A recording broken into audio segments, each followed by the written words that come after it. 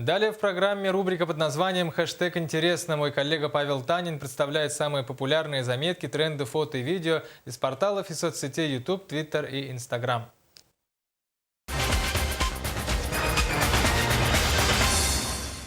Мы продолжаем знакомить вас с популярными видеороликами, которые россияне смотрели на этой неделе на портале YouTube, с популярными темами, которые обсуждали в Твиттере, и фотографиями, которые якутяне постили в социальной сети Instagram.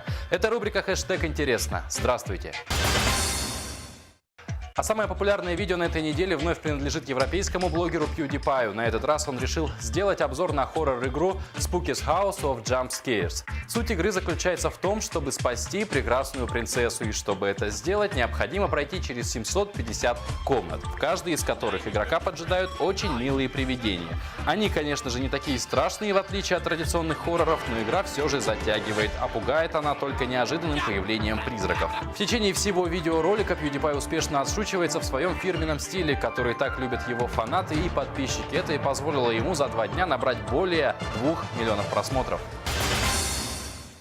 Автором второго видео является наш соотечественник Сергей Куваев. Уже на протяжении 5 лет видеоблогер живет в Японии и делится со своими подписчиками видеозаметками о стране восходящего солнца. Так и это видео рассказывает о пристрастиях японцев, а точнее их прекрасной половины. В видео подруга Сергея рассказывает о способе, которым можно завоевать сердце любой японской девушки. Он называется кабедон и подробно демонстрируется в начале видео.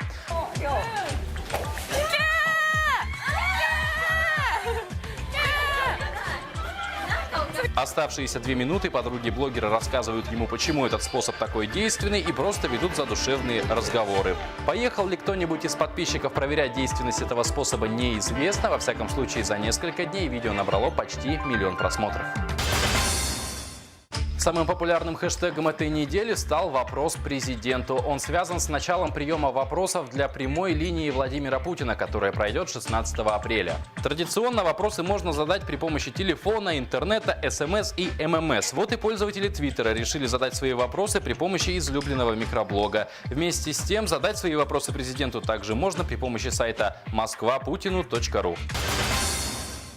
Вторым по популярности хэштегом на этой неделе стал «Наша партия». Ее авторами являются члены Московского регионального отделения партии «Единая Россия», которые на днях провели заседание Политсовета. При помощи хэштега участники собрания вели трансляцию выступлений и держали в курсе событий своих подписчиков. Ну а в Инстаграме у якутских пользователей начали появляться первые намеки на подготовку к лету.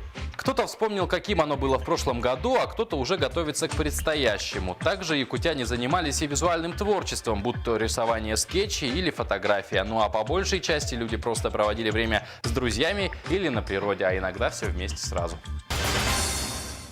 Это была рубрика «Хэштег интересно». Будьте активны в сети и не забывайте про реальную жизнь. До встречи через неделю.